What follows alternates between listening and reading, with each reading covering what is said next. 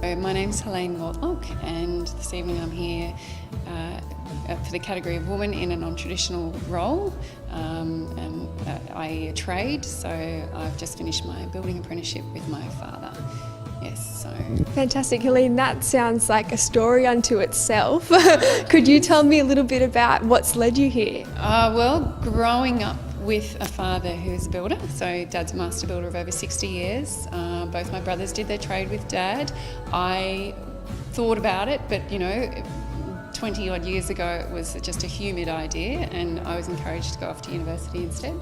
So I went to university instead, and then lots of life has happened in the meantime, and then my husband and I decided to tree change back to Jerilderie, and we've just gone, well, what are we going to do? Dad was still working, not so physically able anymore, but the man with all the skills, all the knowledge and all the experience. And so I said to Dad, well, I'll work for you because you're still being gainfully employed, and I'll be the gopher, and I'll do an apprenticeship with you while we're at it. So I'm Dad's last apprentice, and it's a great note for Dad as well, and just really all accolade to my father, who is a man with a lifetime's worth of experience, and I'll never know half of what he's forgotten.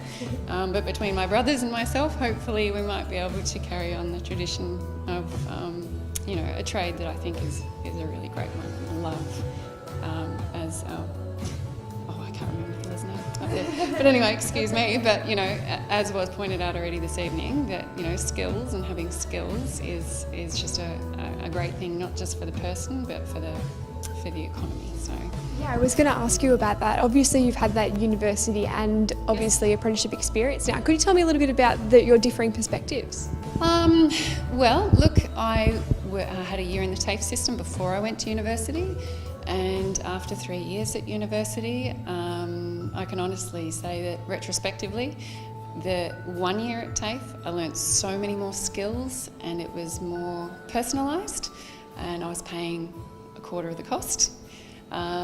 University, look, it was great, and it is great, but I do believe in skills. I do believe, even myself, having done 3 years of a 5-year degree, I still felt that I didn't have that base knowledge. And I think that in lots of jobs in life, to actually start from the ground up in everything so that you have an absolute appreciation for the whole chain of events right through, I think is really a good model to go by. So I have an appreciation for it right through, from digging holes to the absolute sweetness of finishing a beautiful design job. So I love it, and I'm happy doing all of it, crawling around under buildings or on rooftops or whatever, and choosing colour schemes and kitchen designs and everything for everyone.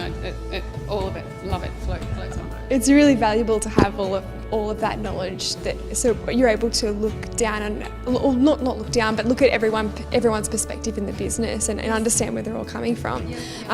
Now, before we wrap up, I must ask you, female in a non-traditional trade, can you tell me a little bit about your experience in this role and how you found that moving into a new career now? Yes, well, I've had lots of differing experiences. So when I was at university in Melbourne, I did actually work on big construction sites with a gang.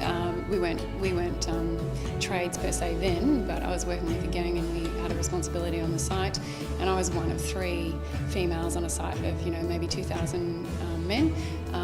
And that experience was completely different to what it is with working with my father, where we're in a small town where everyone knows who you are, accepts you for who you are anyway, and just go, oh, that's cool. Helene wants to work with a dad, and that's really nice, or then you get people who go, oh, she's going to do it. It's like, yeah, she is going to do it. Like, she's an able-bodied person, it doesn't really, jobs don't have a gender. So if you can do it, that's great. But I've definitely had a bit of both, but at my age now, I'm 43, so a lot of it just washes over, and I just go, hell, this is what I want to do. I don't care if you do or don't like it.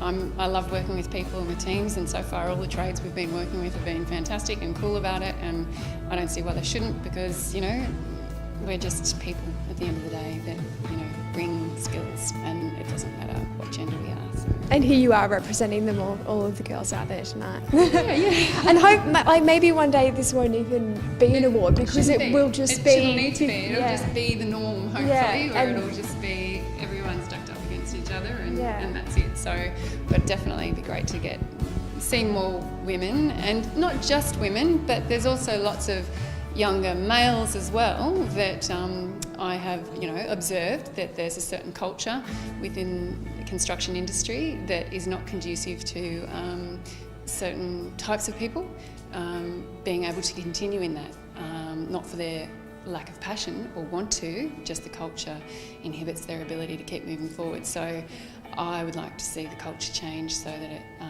you know, evolves to be, you know, more inclusive.